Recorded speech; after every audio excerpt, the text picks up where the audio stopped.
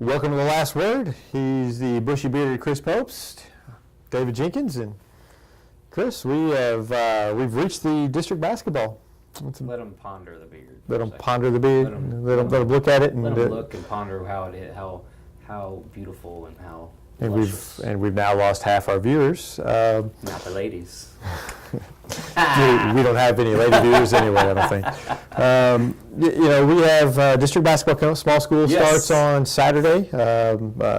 We have large school starting next week. We kind of had a preview of Class 4, what I expect to be the championship in Class 4 with Sikeston and Cape on Friday night. I thought that was a good game. 82-76, Sikeston won. On a neutral floor, who knows? Cape always plays Saxony well. That was kind of a preview of what we may see. Yeah, I wasn't surprised that Cape kept it close. I mean, we all know that these games are typically brawls and battles between them. And we talking about the fans, or talking about pun intended? A little fireworks, to that game. But we'll leave that for other people to discuss. Won't bring any of that in here. But anyway, yeah, it was a good game from Sikeston. They did what they had to do to get the win there, stayed undefeated in the conference. I think that's a potential Class 4 District 1 championship. I'm still looking out for Notre Dame. I think they have. I know they lost to Cape Central. I believe they lost to Cape Central earlier this year. But I'm still looking out for Notre Dame. They got a good win over Farmington Tuesday night. So I'm not putting Cape Central in that championship game yet because based on what I think the seeds will be, they'll meet in the semifinal. So who knows? Like I said, Notre Dame is playing really well right now. I'm not quite certain that Cape Central is going to be in that championship game yet. They're looking good to do it, but I'm certain. Cape Central will be there. I think. I think they just are a team that's that's the game. That's the game that everybody wants to see. And of course, in typical Cape Central fashion, that may not happen. But I think they're going to be there. I think they'll beat Notre Dame. I think Notre Dame Notre Dame just beat Papa Bluff. They beat Farmington. They're playing really well, like you said. But we'll see. We'll see. I think Sikeston is the clear favorite to win that district. Absolutely. And they proved it the other night. Cape Central, they're so quick. And if they can just get out in transition a little bit, I actually thought, Cape Central plays a slower paced game. I thought when they got out in transition, they were tougher because they're so quick. Yeah. And so if they can get out in transition a little bit against Notre Dame, I think they can beat Notre Dame. That's always the key, though. They have just better athletes than just about anybody that steps on the floor with them.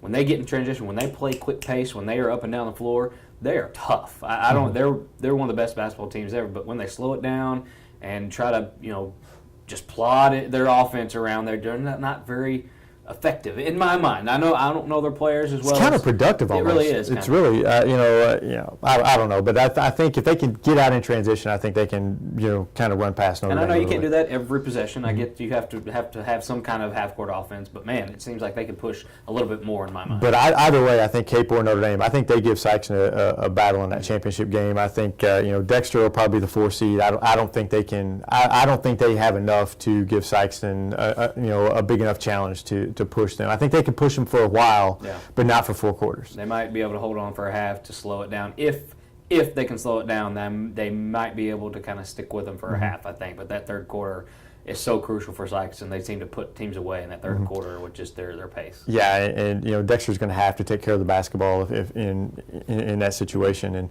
the seeds aren't out when we were filming this, so we don't know. But I'm just assuming Dexter would be the 4 seed there, and especially after their loss to Papa Bluff on Tuesday. Let's talk about some smaller schools, though. We have all kinds of small school districts, like we said, starting on Saturday.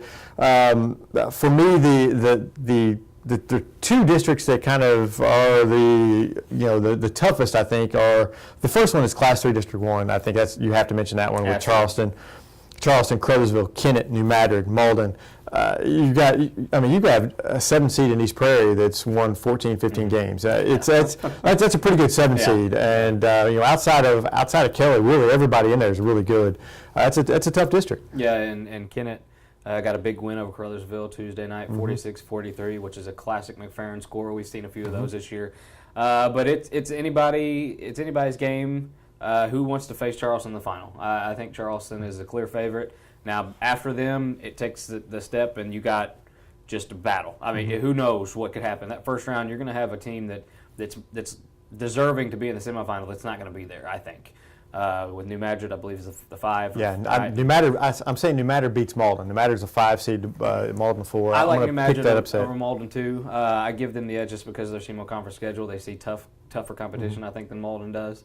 Not saying that Malden couldn't beat them, but I'll give the edge to New Madrid. I think Malden actually beat them earlier in the year. They did, and you know, I do know that, but I think that come this time, I think Coach Day, you know, they played.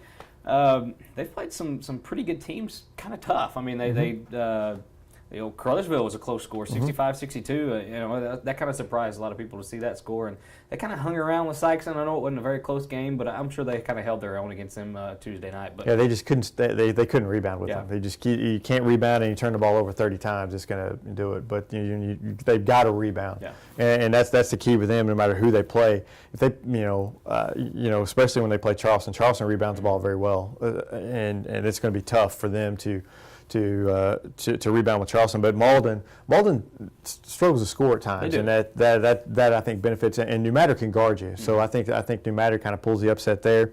Portersville against Kennett, that wouldn't shock me to see that upset. I think Kennett wins it, but it wouldn't shock me to see Portersville win that game. No, Portersville, they lost a close one to Bloomfield Tuesday. I know that'd be a good win for them to kind of get into this district mode. But you're right, Portersville.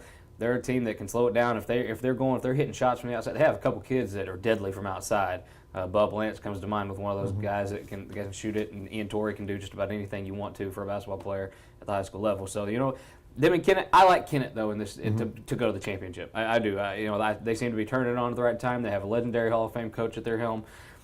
Who? What better way to see this Class 3 District 1 championship end up with Charleston versus Kennett, Lincoln Farron versus the apprentice of Coach Farmer and his old team. That's going to be fun. I think it's going to be Crowsville and Charleston. I think Charleston wins it, but I think it's going to be Crowsville and Charleston in the finals. I think Kennett again, another team that kind of struggles to score a little bit. They can defend you, but Crowsville can put points on the board from a lot of different places, and playing them this close to districts, they know what they have to do to win.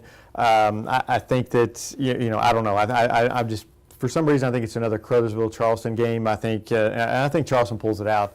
I think Charleston they have size, they have the guards, they can shoot a little bit. They're just tough. They're going to be tough in Class 3 altogether. Yeah, and if the Class 3 District 2, if Saxony comes out on top like everybody expects them to do, my goodness, what a contrast in districts. Yeah. Saxony was that's extremely top heavy, and then. Right. Not really a lot of tough competition. Quick glance at that district. You have Saxony's a top seed, but then they're followed by Doniphan, Twin Rivers, Woodland, Arcadia Valley, Clearwater, East Carter, Fredericktown. Nobody there challenges them. I don't think so. It would be the upset of the year if they lose that district. Yeah, I mean Doniphan's got some scores. They don't really defend well, I don't think. Woodland.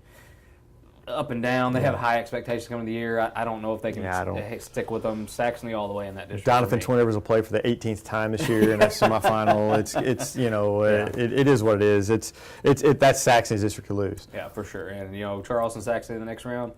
That could be a good one. Yeah, that'll be a fun game. Yeah. Let's go to Class 2 District 1, another district that I think is going to be just kind of a brawl, as you said, of the Sikeston and Cape Central game. That's the way this district is. You have Hayti, the top seed. Then after them, you have Bernie, Pemiscot, Bloomfield, South Pemiscot, Campbell, Zenith, and Holcomb. They've all beaten each other at some point. I mean, they've kind of been beating up on each other. Pemiscot had won 5 in a row before Tuesday night. They lost to Woodland on Tuesday. Bernie just beat Hayti, last week by 1. That's anybody's district right there. Look out for Bernie.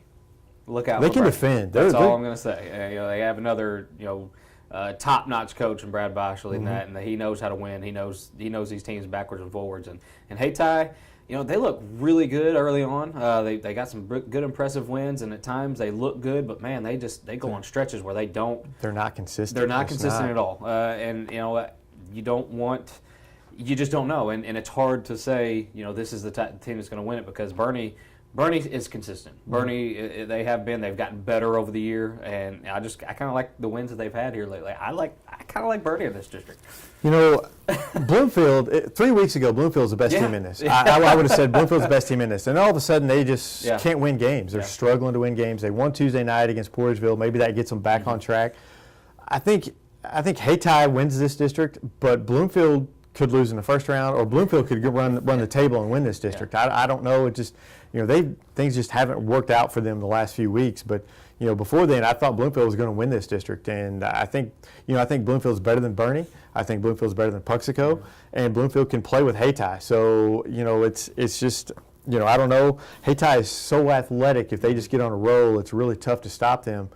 I'm going to say Bloomfield. I'm going to change my pick. I had Hayti circled here. I'm going to say Bloomfield. I'm going to say Bloomfield circles the wagons and gets it done. Yeah, I'm with you. Like a couple weeks ago, Bloomfield is the best team in this district, no matter the seed. Peyton Bell, Alex Gibbs, Timmy Hector. I mean, but plus they had the experience of winning district last year. That goes a long way. But you talk about inconsistency. They're a team that can fall into that category too. They can. They don't. I don't think they win the games that they're supposed to sometimes. It just. That's right. Anyway, if they beat South Pem to get in the next round, I think maybe they beat South Pem. Right. But that's a game that South Pem is very capable of beating. Two very underrated guards that South Pem has, and it just they go by their guards. I don't know Jabari Heron. I know he had a very bad injury during one game earlier this year. He should be. I think he's back. I'm not for sure, but he's their only big man. But they go as their guards go, and they're a tough out. I'm not gonna. I wouldn't put Bloomfield just an automatic over South Pem in that one. Class 2, District 2, Orion coming off a big win on Tuesday night over Advance. They're the top seed there, and really it's not. That's kind of a top-heavy district with just Orion. Meadow Heights, though, sneaky. 19 wins so far with Meadow Heights. They're, they haven't played the greatest of competition, but 19 wins is 19 wins. Yeah, that's always the knock when you get out of our area and out of the Boot Hill a little bit is just who you play. And it doesn't typically end up in their favor. I don't remember a lot of Meadow Heights district title wins, but, Orion, they got a big win over Advance Tuesday. They looked pretty good against Scott Central last week. I like Orion. Obviously, this chalk. It's not going on much of a limb here, but I do like Orion in that one. Orion, they're 11-3 since Christmas. I mean, they played really well since Christmas. Kind of put things together, and they're playing really well. I think Meadow Heights. I'm like you. They've had a good year. That's one of the best years I think Meadow Heights has had in a long, long time. 19 wins, so it sounds like they'll probably get to 20 wins this year. But I don't think that they have enough to beat Orion. However, Meadow Heights took Advance into overtime a couple weeks ago. Yeah. They had the ability to play with an Orion, so you never know. Scott City is at 3 seed. I don't think they've kind of been what I expected this year, but so Meadow Heights, Scott City, that semifinal game may be a good one. I saw Scott City against Scott Central. They are Dylan Keller as he goes, and if Braden Cox, he was sick against Scott Central, hopefully he'll be back for the district title. We always want to see teams at full strength during this time, but they are the two scorers. After that, they got to have somebody else step up. They don't really have anybody to score for them other than those two. And that's tough for any team to do that. But, I like Orion. Meadow Heights, let's see. Prove us right. Prove those 19 wins as good. I've never seen, like I said, I can't remember the last district title for Meadow Heights. And the schedule doesn't really compare to a lot of other teams around here. But, hey, let's do it. 19, get 22 wins. There you go. Let's drop down to Class 1, District 1, and Risco, Scott County Central. I think that's it. That's it. I mean, those are both teams have been talked about all year long. This is the kind of the game that everybody's wanting to see. I'm wanting to see it. Scott Central back at full strength. They have all their players back. Risco, we saw them play a couple weeks ago, and they can get hot and beat anybody. But if they're not hitting those threes, they're going to have to depend on an inside game, and they can do that from time to time. So they can. So it's. I mean, I don't know. For me, that's a toss-up. A few weeks ago, I would have said Scott Central in a runaway, even with Risco having their good season. But now, I'm not so sure. Scott Central's had some turmoil there a little bit. I'm not sure that they're completely back yet. So, but I don't know. I think they're going to have enough games to kind of get past it. I'm going to have to see more from them before I. I just think they're just too strong inside against those teams. Clarkton can be sneaky. They have Emmanuel White, who seems to have been there for the last 12 years. There's always a White.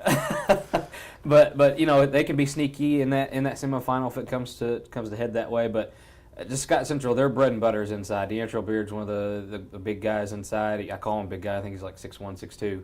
But for the teams that they're going to play, him and Tyus Banks and T.J. Davis, I think they're just going to be too tough inside for any team down there. Risco, who if they hit another 16 threes like they did one game this year, who knows? I mean, it's just one of those things. If they're hot from the outside, I give them a shot. I give them a good shot to beat Sky Central. But if they're not, I think they're just going to get killed inside. I know that Drew Fortner might be the biggest player on the floor when they play. I don't know if he can be able to contend with 3 or 4 guys jumping with him though. Right, and you're right there. But Scott Central, can they defend? Yeah. That's always the last few years that's kind of been the question. Can Scott Central defend well enough? Because Risco's going to score, and they're going to have that ability. So I don't know. For me, I'm not sure. Like I said, I'm going to have to see a little bit more from Scott Central when they got their full quota of players here before I pick them. But they've got a good one before Saturday in New Madrid. They have them at home. That's always a late game. I know they schedule that for a reason to kind of get that playoff mode going. But yeah, I mean they've won 3 of their last 4, I believe. They looked really bad against Charleston. That was they were not at full strength. Didn't have all their players. Got all their players back. For their sake, hopefully they can get a few games under them in that district first 2 rounds and see what happens. One thing that does benefit them is they played some tougher games than Risco's had to play in the last few weeks, so that'll benefit them. See if Risco finally gets that elusive win over Scott Central. I don't know if they've ever beaten Scott Central. I don't think so. I don't think they have. I know they've met in a lot of district championships and sectional games. I know they're wanting to get that one win back. We'll go to Class 1 District 2 real quick. Advance, another district that Advance shouldn't have any problem with, especially playing home, even though they lost to Orion. Bell City's a 2 seed there, 3 Zalma. There's just really not anybody that I think can play with Advance. It's kind of the same with like you said, the top-heavy districts. It's just kind of contrast to Class 1 District 1. It's Class 1 District 2 is just kind of Advances to lose. And there's not really much to say there. I know Bell City, they got a couple players all year. It's just been those 3, sometimes even just those 3 that score for them. So I know they struggle to score outside their top 3 players. We'll see if they have enough to topple Advance. I don't think they do. We'll transition real quick from basketball into football. We have a couple of coaching changes this year. We have Haytai's Neil Cruz. He's going to Norwood, Tennessee, I believe. Loretto. That's right, Loretto, Tennessee. And then Coach Charlie Vickery at Chaffee is decided to step down, and after I think almost a dozen years, wasn't it? I think altogether he was 16 years, the first stint and the last stint. So he's he'd been a long time coach there, and so there's 2 programs now that are needing some head coaches. I don't know who takes over. I don't know. Haytai, they're going to lose a few playmakers on their end. They still bring back a lot of young talent. My goodness, Ivory Winters comes to mind. Timothy Hamilton is a playmaker for them. They're going to have a lot of guys, that come back. I think Timothy Hamilton was a underclassman. I'm not sure. I believe so. Anyway, still they have a lot of young playmakers still coming back for them. Chaffee, I think they're on the up and up. I really do. Landon Tinkoff's going to be a junior. Yeah. He's definitely got some experience under his belt. Yeah, when Vickery took over that job at Chaffee, it was rough. It really was, and he took them to one magical season with the Montgomery boys, and it was fun to watch that Chaffee team on Friday night. So he did what he had to do there, and he brought back his hometown team back to competition, and that was good to see. And I know he's excited to maybe move on from this. He doesn't know if he's going to coach anymore or not. He's been coaching for 42 years, I think. Yeah, something like that. Sikeston and Chaffee. He's due for some rest. Right, and he's done a great job. And Chaffee's a tough place to win at, and he's got them winning, fairly consistently there. They may not be, in a state championship hunt every year, but compared to what they were before, I mean, it's a great turnaround for them, and Haytai as well. Haytai, they've had some good teams the last few years, and we hate to see Coach Cruz leave, but I'm sure they'll hire somebody good there. There may be some other openings we've heard rumors about in the. So we'll discuss that. And nothing confirmed yet. Nothing confirmed. But rumors. I think we'll have one next time. We'll have one. We'll have an announcement next week. Yeah, we'll have next 2 weeks. Sorry. Yeah, right. We'll have a show in 2 weeks. Yes. We're changing it up a little bit. We're gonna have a show every 2 weeks. So hopefully that works for you guys. And we're thinking about turning these into a podcast in the future. Yeah. So if that's something that interests you, let us know, and we can get work on that. So every time you get your paycheck, come see us. Bi-weekly, baby. Yeah. Throw us some money. We need it. So we'll see you guys in 2 weeks on The Last Word.